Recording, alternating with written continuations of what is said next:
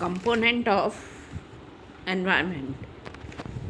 हमने पिछले लेक्चर में कंपोनेंट ऑफ एनवायरनमेंट अबायोटिक को पढ़ा था, यानी कि अजैविकीय कारकों के बारे में डिस्कस किया था। तो दो भागों में बांटा है कंपोनेंट तत्व, यानी कि हमारा जो पर्यावरण है वो किन किन चीज़ों से मिलकर बना है, और या हम कह सकते हैं किन किन एलिमेंट से इफ़ेक्टेड होता है। इनकी एनवायरनमेंट का अर्थ ही होता है प्रभाव, सराउंडिंग जो हमारे इफ़ेक्ट्स है वही एनवायरनमेंट है।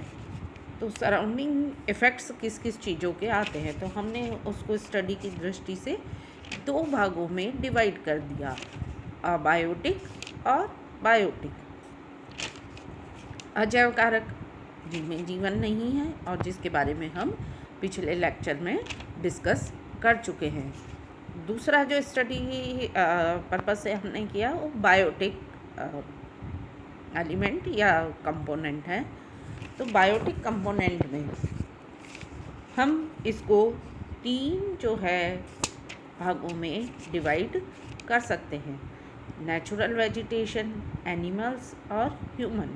ये तीनों मिलके हमारे जो है जैवीय पर्यावरण को बनाते हैं। तो पर्यावरण जो है वो भौतिक पर्यावरण और हम उसको जो है सांस्कृतिक पर्यावरण में बांट सकते हैं। तो सबसे पहले इसमें बायोटिक कंपोनेंट्स में हम नेचुरल वेजिटेशन को लेते हैं। नेचुरल वेजिटेशन का मतलब, जैसा आप जानते हैं कि इसमें जो एक शब्द आया है नेचुरल वेजिटेशन, नेचुरल यानी कि प्राकृतिक वनस्पति, ऐसी वनस्पति जो अपने आप में धरातल पर विकसित होती है और उसके चारों तरफ जो भी जोग्राफिकल कंडीशंस होती हैं उनसे वो इफ़ेक्टेड होती है। जैसे विभिन्न प्रकार के पेड़ पौधे, झाड़ियाँ, घास, बेलें आदि का उगना, तो ये अपने आप में उगी हुई वेजिटेशन ही नेचुरल वेजिटेशन कहलाती है। तो हम वेजिटेशन का मतलब क्या होता है कि पेड़ पौधे, घास या झाड़ियों के विशिष्ट जाति समूह जो है हमारे वेजिटेशन कहलाते हैं। कई बार हम कहते हैं कि वन, फॉरेस्ट क्या चीज़ है?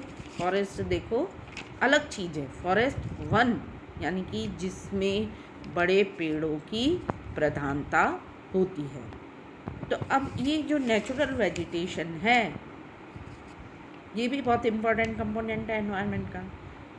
नेचुरल वेजिटेशन मुख्य रूप से जो है हमारी क्लाइमेट से, रिलीफ फीचर से और मिट्टी से जो है सबसे ज़्यादा इफ़ेक्टेड होते हैं।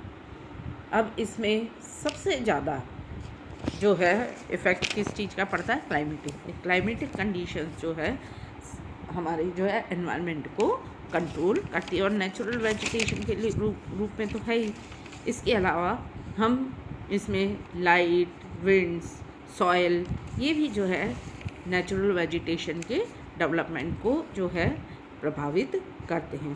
तो मोटे मोटे तौर पे हम नेचुरल वेजिटेशन के चार जो है भाग कर सकते हैं। जैसे पहला हम ले सकते हैं वन, घास प्रदेश, दूसरा, तीसरा मरुस्थलीय झाड़ियाँ और चौथा टुंड्रा वनस्पति। जैसा कि आप इन चारों को देख रहे हैं तो चारों में क्या डिफरेंसेस है, इसमें आपको मोटे तौर पे क्लाइमेटिक कंडीशंस ही जो है देखने को मिलेगी। अब हम इसमें अगर लें सबसे पहला वन यानी कि फॉरेस्ट को ले, तो फॉरेस्ट के अंतर्गत हम जो है अलग अलग तरह के फॉरेस्ट आते हैं। अब जैसे ही इसको क्लासिफाई करेंगे तो हमें ये पता पड़ेगा कि हमने क्लाइमेटिक कंडीशंस के आधार पर ही इनको जो है क्लासिफाई किया। जैसे वनों में हम ले तो इसमें सबसे पहले हम लेते हैं ट्रॉपिकल फॉरेस्ट। अब ट्रॉपिकल फॉरेस्ट यानी कि ट्रॉपिकल फॉरेस्ट में भी हमारे आ जाते हैं चौड़ी पत्ती वाले वन, सदाबहार वन हो गए, है ना, चौड़ी पत्ती वाले जो है अपने पर्णपाती वन यानी कि डेसिडुअस ब्रॉड लीव्स फॉरेस्ट। फिर दूसरे आ जाते हैं शीतोष्ण कटिबंधीय वन।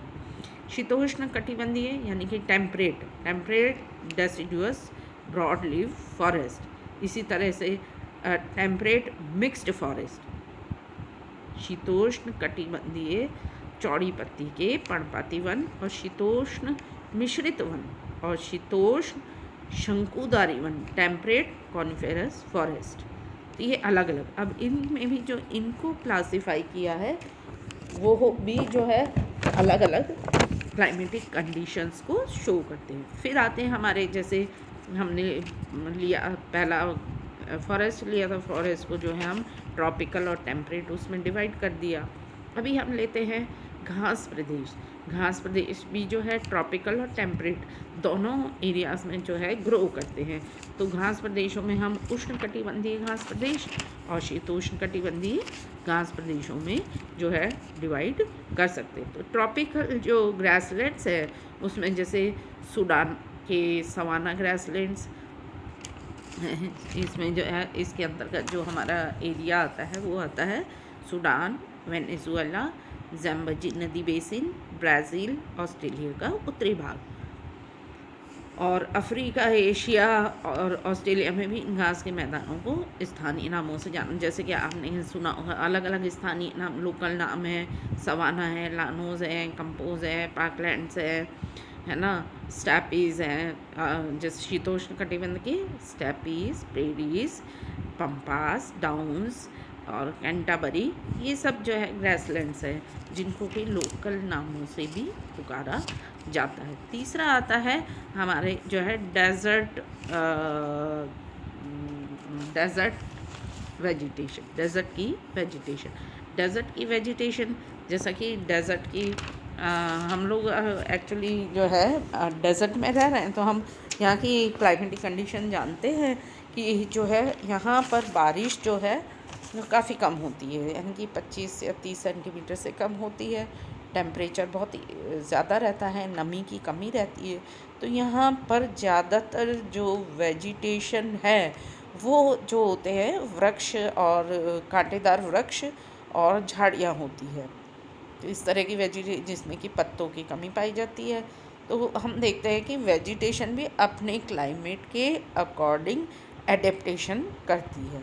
चौथी हमारी जो है टुंड्रा की वेजिटेशन हो गई। टुंड्रा में जैसा कि नाम से विदित है कि टुंड्रा में जो है ज़्यादातर समय बर्फ़ रहती है, तो वहाँ पे ज़्यादातर मॉसेस, एल्गी, लाइकेन, सेजिस, इस तरह की जो है ये डेवलप होती है। तो इसमें हम देखते हैं कि जो वेजिटेशन है वो क्लाइमेटिक कंडीशन से जो है प्रभावित हो रही है, रिलीफ से प्रभावित हो रही है, और भी जो फैक्टर्स हैं उनसे जो है प्रभावित हो रही है। तो नेचुरल वेजिटेशन भी हमारे एनवायरनमेंट का एक हिस्सा है, एक कंपोनेंट है, एक एलिमेंट है।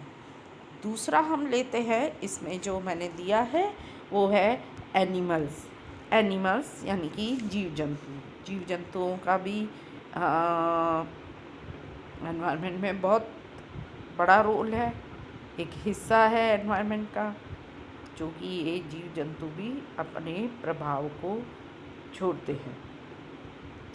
जीव जंतुओं को वेजिटेशन से श्रेष्ठ माना गया क्योंकि इनमें क्या माइग्रेशन की प्रवृत्ति पाई देखने को मिलती है, क्योंकि जीव जंतु अपने पैरों से, हाथों से जो है चल सकते हैं, तो अपने वातावरण के साथ अनुकूलन करके रहते हैं, नहीं रहते हैं दूसरे जगह माइग्रेट कर जाते हैं, वहाँ भी अपने जो है तो अनुकूलन करके रहने लगते हैं। तो ये जो है इनके लिए माइग्रेशन जो है आसान होता है वनस्पति की वेजिटेशन की अपेक्षा। इनमें वेजिटेशन में कोई ना कोई मीडियम जो है वो चाहिए होता है। तो अब हम देखते हैं जिस तरह से वेजिटेशन है उस तरह से जो है एनिमल्स भी हमें देखने को मिलते हैं। तो जंतुओं का जो है, एनिमल्स का डिस्ट्रीब्यूशन भी जो है वेजिटेशन के अनुसार ही होता है, मोटे तौर पे तो वेजिटेशन के अनुसार ही होता है। इसके अलावा जलवायु, मिट्टी, उच्चावच, ये भी जो है एनिमल्स को कंट्रोल करते हैं। अब हम वेजिटेशन के आधार पे इनको जो है 4 भागों में मोटे तौर पे देख सकते हैं। जैसे वनों के जंतु, फॉरेस्ट एनिमल्स, जैसा कि नाम है, जहाँ पर सघन वन होंगे वहाँ पर उसी तरह के जीव जंतु रहेंगे। वानर है, छिपकली है, विभिन्न प्रकार के पक्षी है, सर्प है, कीट पतंगे हैं, यहाँ बहुत सारी वैरायटी हैं। इस तरह से जो है वनों में हाथी, गैंडा, जिराफ, हिरन, भेड़ा, भैंसा, भेड़िया, लोमड़ी, ये सारे जो है वन वाले जीव जंतु के वनों का विस्तार एक लंबे चौड़े, और हम जानते हैं जो सघन वन है उनमें वेजिटेशन की लेयर्ड मिलती है, तो उस लेयर के हिसाब से भी यहाँ वैरायटी ऑफ एनिमल्स देखने को मिलते हैं। फिर आते हैं ग्रासलैंड के एनिमल्स। ग्रासलैंड यानी कि जो ज़्यादातर घास, जीव जंतु घास का उपयोग करते हैं वो जो है ग्रासलैंड में पाए जाते हैं। जैसे हिरण, जंगली चौपाई, नीलगाय, जंगली भैंसा, स्प्रिंग बॉक, ये सारे जो ज़्यादातर घास को खाते हैं, शाकाहारी होते हैं, वो जीव जंतुओं की प्रधानता। देखो सभी तरह के जीव जंतु सभी जगह, लेकिन प्रधानता किस तरह के जीव जंतु की है।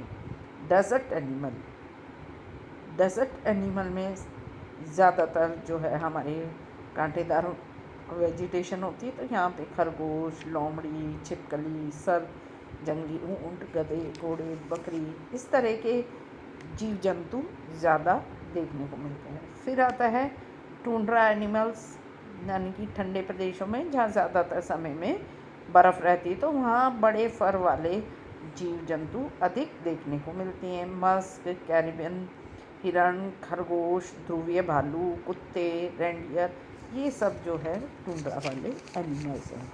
तो जैसा हमारा एनवायरनमेंट में मतलब किस कौन कौन से कंपोनेंट हैं, अब इन सब का भी प्रभाव जो है वही जो हमको एक इफ़ेक्ट दे रहे हैं वो सारी चीज़ें कंपोनेंट है। तो ये एनिमल्स हुए।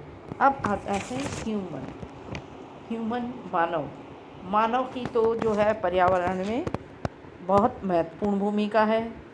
ये हम जितने भी एलिमेंट कह लें, कंपोनेंट कह लें, देख रहे थे, पढ़ रहे थे या समझ रहे थे, तो वो तो हम अपने आप में जो मिले हुए हैं।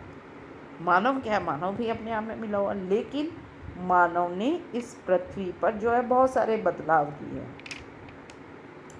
ग्रासलैंड में जो जंगली घास उगती थी उसको साफ करके उसने गेहूं के जो है फार्म हाउस डेवलप किए हैं। वनों में भी जो है वनों पे आधारित कई तरह के जो है उद्योग धंधे विकसित किए। यानी कि कहने का मतलब ये है कि एक मनुष्य ने एक सांस्कृतिक वातावरण तैयार किया। आज जो हमने जो विकास किया है और हमारे चारों तरफ जो विकास देखने को मिलता है वो मनुष्य के द्वारा ही किया गया विकास है।